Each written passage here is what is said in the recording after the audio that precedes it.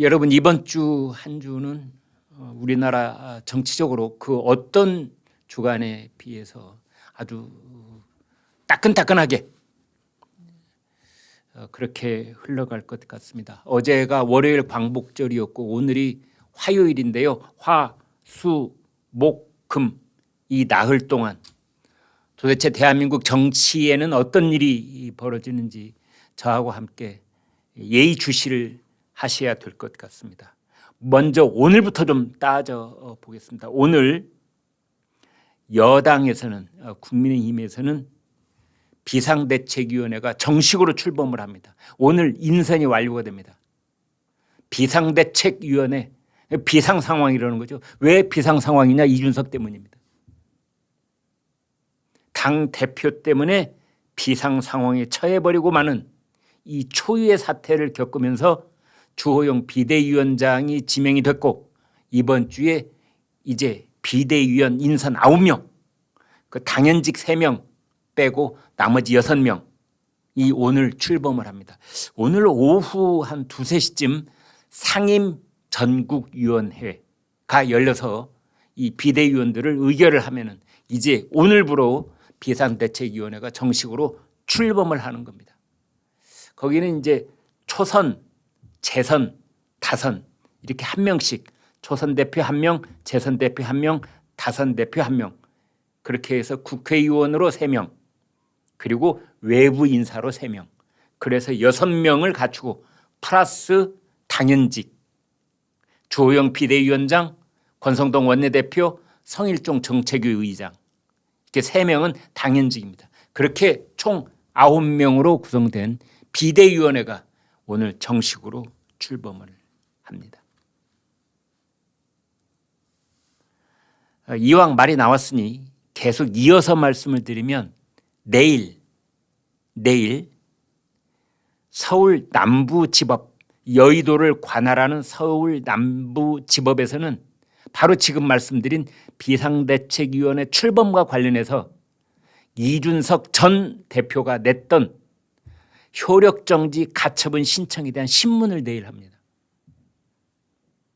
효력정지 가처분 신청에 대한 신문은 뭐냐? 가처분 신청을 낸 이준석 와라. 그래서 얘기 듣고 그다음에 그 가처분 신청을 당한 비상대책위원회 관련자들도 와라 해서 얘기를 듣고 양측의 대리인들 혹은 본인들 당사자들로부터 얘기를 충분히 들은 다음에 서울 남부지법이 내일 빠르면 내일 아마 저녁 때쯤 밤 늦은 시간이 될 수도 있습니다. 그때쯤 여기에 대해서 최종 판단을 발표를 하는 겁니다. 결정을 내리는 겁니다.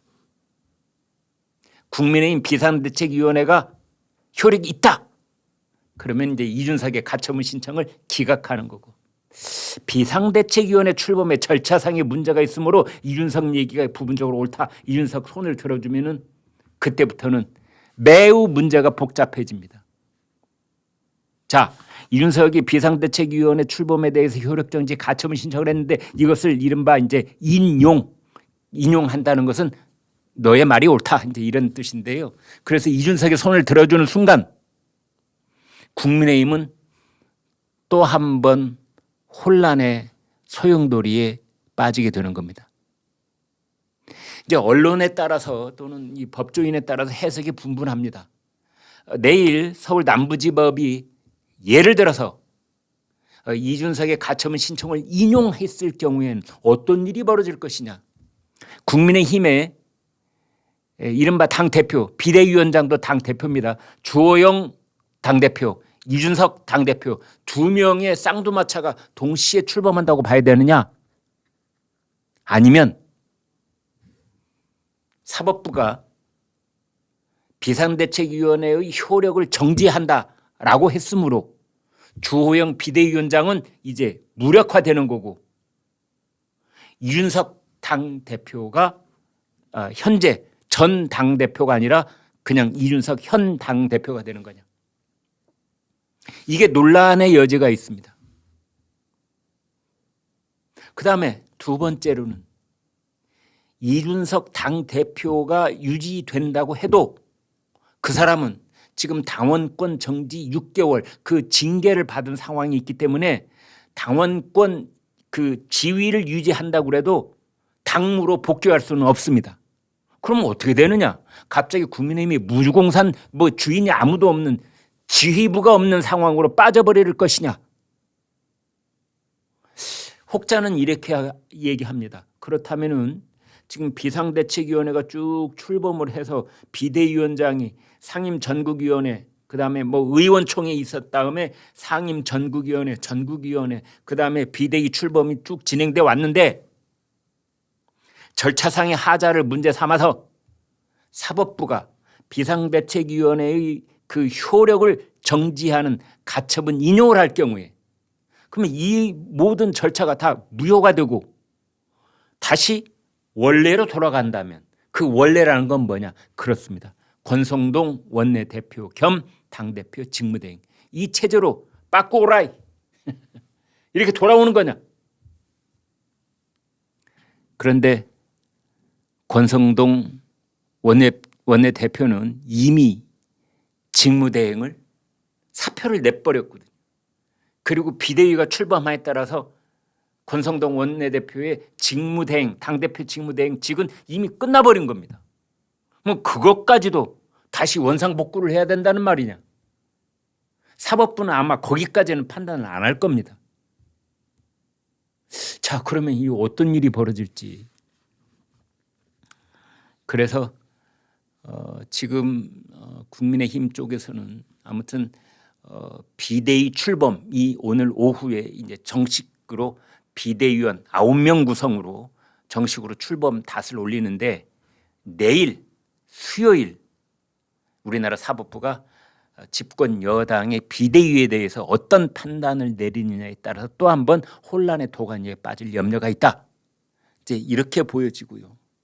또 하나 내일 아주 중요한 행사가 있는데 그것은 윤석열 대통령 취임 100일째 맞는 기자회견이 준비되어 있습니다. 아마 윤석열 대통령 오늘 뭐 그다음에 어제 그제 뭐 며칠 전부터 특별한 일이 없는 한 아마 기자회견 준비에 눈코 뜰 새 없이 바빴을 겁니다. 어떻게 기자회견을 할 것인가? 지지율이 20%대로 내려와 앉아 있고 이준석은 그 내부 총질을 열심히 한 끝에 지금 다 정당 지지율도 지금 바닥에 내려와 있고 그다음에 거대 야당은 사사건건 발목을 잡고 있고 민생은 언제 나아질지 그다음에 코로나는 언제 확실하게 수그들지 그다음에 홍수 피해는 어떻게 또 이것을 잘 건사하고 넘어가게 될지 여러 가지 내후 외환 한두 가지 골치 아픈 게 아닌데 이런 어려운 상황 속에서 내일 윤석열 대통령이 취임 100일 기자회견을 갖는 겁니다. 대통령이 취임한 지 그 출근길에 갖는 약식 기자회견 말고 정식으로 뭐 두어 시간 갖는 기자회견이 내일 있는 겁니다. 여기서 윤석열 대통령은 무슨 얘기를 하게 될까요? 여러분은 어떻게 예상하십니까? 특히 윤석열 대통령을 적극적으로 지지하고 계시는 그런 시청자들께서는 내일 어떤 일이 벌어질 것으로 기대하고 계실까요?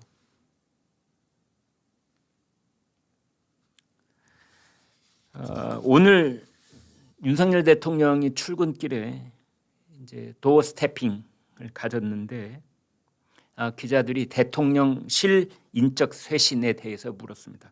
그러자 윤석열 대통령이 이렇게 방금 전에 이렇게 대답을 했습니다. 정치적인 득실을 따져서 할 문제는 아니다. 대통령 인적 쇄신, 대통령실 인사 이동, 정치적 득실로 따질 문제가 아니다. 결국은 어떤 변화라고 하는 것은 민생을 제대로 챙기고 국민의 안전을 꼼꼼하게 챙기기 위한 변화여야 한다.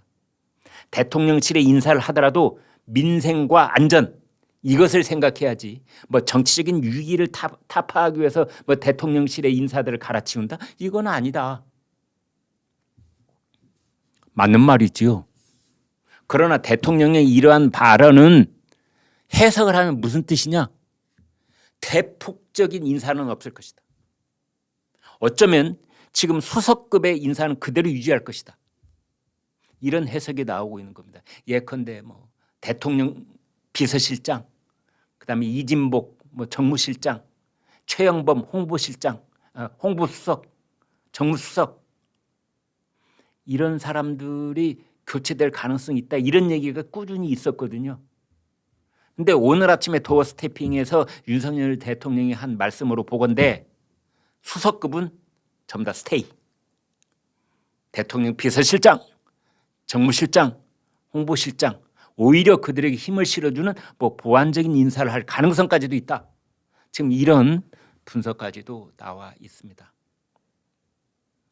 그리고 윤석열 대통령이 어제 8.15 경축사에서 얘기했던 내용을 조금 더 심화된 형태로 앞으로 대통령 임기 5년 동안 어떻게 나라를 꾸려가겠다는 그 대략적인 구상도 내일 나올 것 같고 대북 문제, 대일 문제, 대미 문제, 한미 연합 군사 훈련 문제 기타 등등 이준석에 관한 얘기까지도.